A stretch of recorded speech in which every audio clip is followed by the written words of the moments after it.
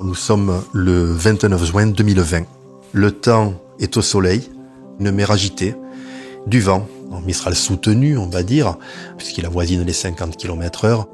C'est la fin de l'après-midi, beaucoup ont terminé le travail à 17h, d'autres sont là de passage, et on se retrouve à la station. C'est un lieu de rassemblement, on vient voir un petit peu les papiers que l'on a pu recevoir, les courriers, on parle des futures interventions, des formations à venir, on refait le monde entre nous.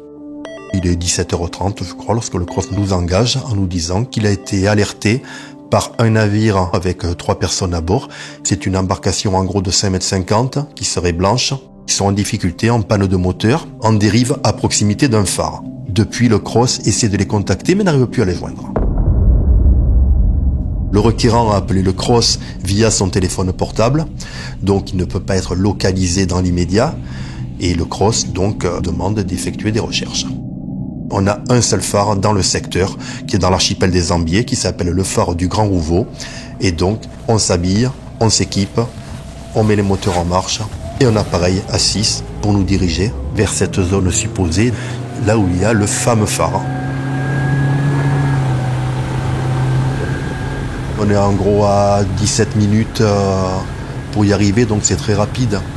Je suis à la barre, j'ai un chef de pont avec moi et puis il y a tous nos équipiers qui, eux, assurent une veille tout au long du pont, à la jumelle et avec leurs yeux tout simplement. Et puis aux instruments, on regarde au radar, aux caméras thermiques, si l'on avait quelque chose.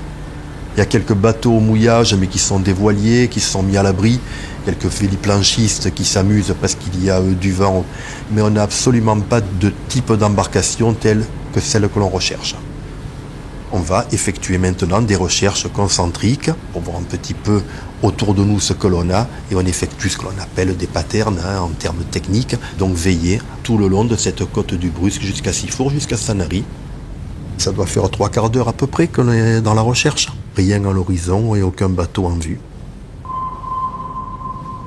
Avec les plaisanciers, ça arrive souvent, tout au moins parfois, qu'un requérant qui a demandé une assistance ait pu redémarrer son moteur, soit rentré par ses propres moyens et ait omis de prévenir qu'il n'avait plus besoin d'aide. On informe le CROSS qui nous dit assurer néanmoins une veille attentive et liberté de manœuvre, rentrer sur Bandol s'il n'y a vraiment rien. 18h30, je suis en train de faire route vers le port de Bandol lorsque le CROSS nous rappelle en disant: on vient d'avoir un coup de fil des sapeurs-pompiers qui ont eux-mêmes reçu une alerte d'un témoin qui habite sur une villa sur les hauteurs de Sanary et qui lui semble signaler quelque chose d'anormal, une grosse bouée blanche ou un petit bout blanc qui flotte et dont le CROSS nous dit, dans le doute, faites demi-tour et allez voir sur cette position. Mon semi-rigide de sauvetage était en alerte à Bandol, donc je l'appelle immédiatement, et le temps que nous arrivions sur cette zone, le Zodiac nous rejoint. Il nous faut pratiquement une bonne dizaine de minutes de recherche, et là effectivement, mon équipier à la jumelle me dit: on a un point droit devant, un point blanc. Il dit: je sais pas qu'est-ce que c'est, on voit à peine un petit bout de blanc, et quand on s'approche, il me crie: il y a 3 personnes dessus.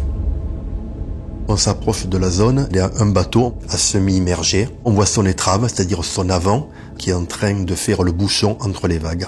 C'est l'air qui est resté sous la coque qui maintient la flottabilité du bateau, au moins sa pointe avant en l'air, ce qu'on appelle la proue. Il s'agit d'un couple de 45 ans environ et une jeune fille et une boule noire qui est sur le bateau qui s'avère être un chien.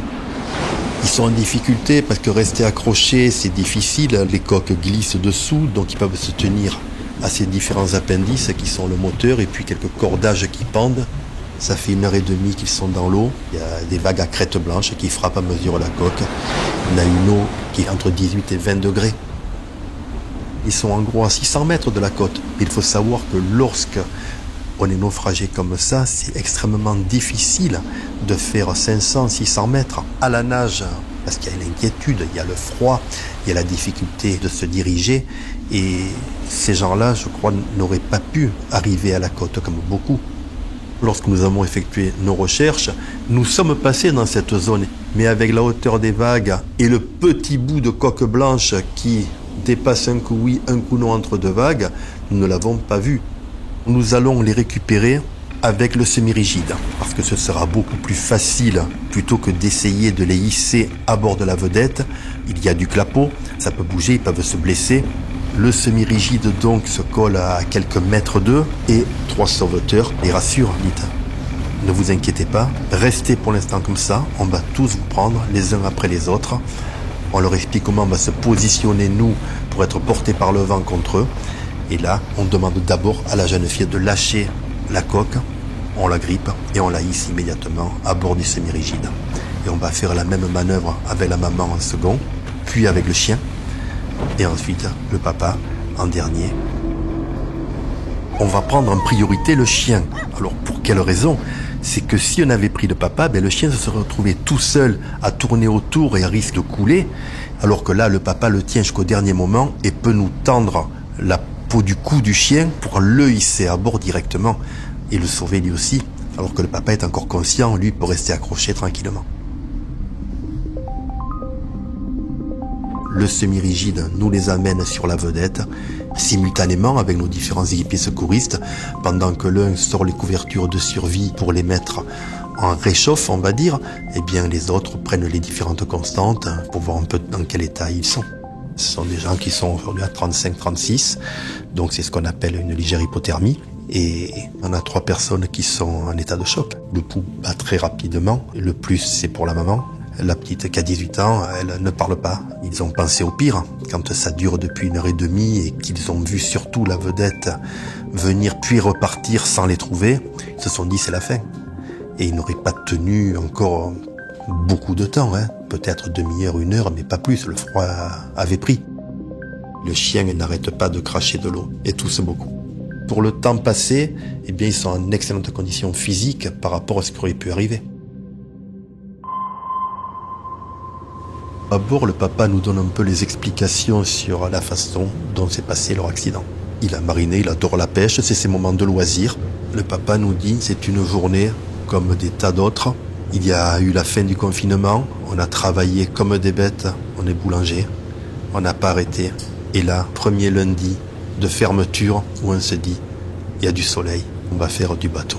Ils étaient partis en famille pour un pique-nique vers les Ambiers, puis une belle partie de pêche et vraiment une détente. Lorsque le bateau est tombé en panne, c'est le moteur qui s'est arrêté. Il a donc décidé d'appeler le Crossmed pour signaler cette panne et ce besoin d'assistance, mais entre-temps, il a souhaité essayer de réparer. Il a levé le capot moteur, il a mis les mains dedans pour voir un peu d'où ça pouvait venir, mais travers à la vague, une déferlante plus grosse qu'une autre leur a renversé et fait chavirer le bateau. Là, ils se sont retrouvés sous cette coque coincée, eux et le chien. Eux ont pu s'en sortir immédiatement et le chien n'était plus là.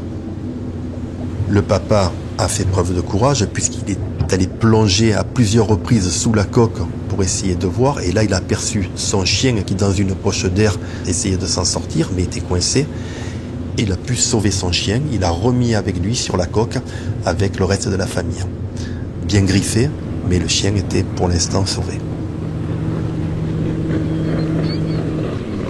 Lorsque nous arrivons au port, il est pratiquement 19h. On les amène à la station au chaud.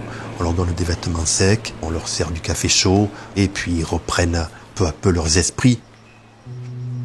Entre-temps, nous devons, à la demande du Cross, essayer d'aller sortir ce bateau de là, car ce bateau devient un danger à la navigation qui pourrait occasionner un accident à d'autres navires qui pourraient le percuter.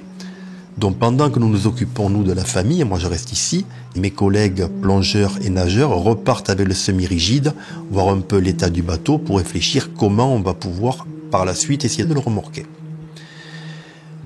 Et là, par radio, un de nos plongeurs, le patron du semi-rigide, m'appelle et dit « Ils sont bénis des dieux, j'ai plongé sous la coque, la sangle de la sacoche est restée accrochée à une manette et à l'intérieur, j'ai tous leurs papiers et j'ai toutes leurs clés.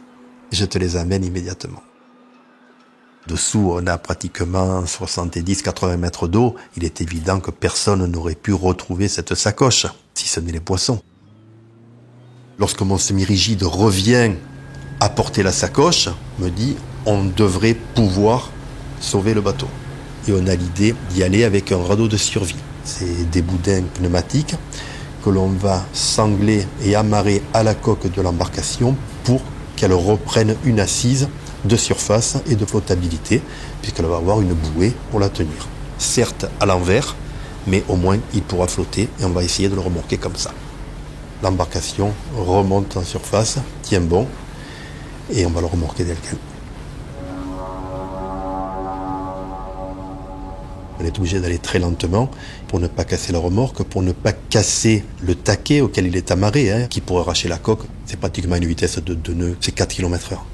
Lorsque nous sommes repartis pour remorquer le bateau et le ramener à bon port, toute une partie de l'équipage secouriste reste avec la famille jusqu'à notre retour. Et puis en même temps, le papa voulait nous attendre, savoir si on avait pu sauver ce bateau. Et lorsque le bateau est remis à l'endroit et retrouve ses lignes, il y a une joie pour le papa. Bon, il sait qu'il y aura beaucoup de mal à sauver le moteur, mais le bateau, lui, sera sauvé. Et à ce moment-là, il peut rentrer chez eux. Le chien a pu être sauvé. Le chien a passé plusieurs jours chez un vétérinaire et avec des ponctions au niveau des poumons, puisqu'il y avait de l'eau qui était rentrée dans les poumons.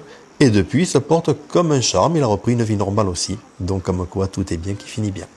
C'est la satisfaction du devoir accompli et surtout de la mission réussie. Ce couple, finalement, viendra nous voir plusieurs fois en amitié et viendra encore nous remercier. La maman, elle a surtout eu peur même pour sa fille, avec des visions parfois apocalyptiques dans des rêves qui ont suivi, de se voir tous mourir au fond. C'est ce qu'elle m'a raconté tout au moins. C'était totalement normal, c'est un traumatisme, ça a été un véritable choc. Et malgré tout, elle a pris sur elle, puisque le papa comme la maman ont refait du bateau. C'est pour ça que l'on fait cet engagement bénévole au sein de la SNSM, c'est pour sauver des vies humaines, pour que les gens reprennent de la joie et le sourire. Puis nous, on sait très bien que sans nous, le lendemain, on trouvait un fait divers particulier, avec 3 personnes et un chien au fond de l'eau, quoi. Donc, on est dans la joie de la réussite, surtout à l'arrivée. Dans cette histoire, il y a eu une grande chance qu'un témoin sur une hauteur depuis sa villa scrute la mer, voit quelque chose qui ne lui paraît pas normal et surtout ait le réflexe d'appeler. Donc cette personne-là, qui est anonyme, elle a sauvé une famille. Finalement, c'est si on avait pris la météo, peut-être on aurait réfléchi à 2 fois avant de partir, surtout avec un petit bateau. Donc c'est le premier conseil, toujours prendre la météo avant de partir. Le deuxième conseil, on met des gilets de sauvetage. Le troisième conseil, équipez-vous d'une radio. Et le quatrième, tant que l'on a un engin en état de flottabilité, que ce soit une planche à voile, un navire, une embarcation, ne jamais le quitter. Il est beaucoup plus visible que 3 têtes dans l'eau, et là ils ont eu un excellent réflexe.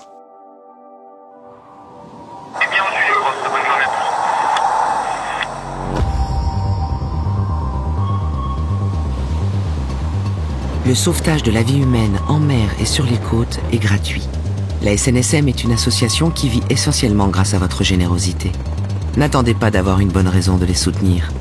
Faites un don sur snsm.org.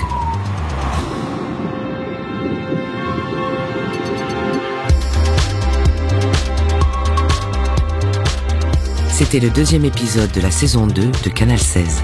Une histoire de la SNSM, racontée au micro de Jeanne-Marie Desnos, avec la voix de Rebecca Finet, réalisée par Nicolas Mollet, mixé par Ben Oriel et produit par l'Acme Productions.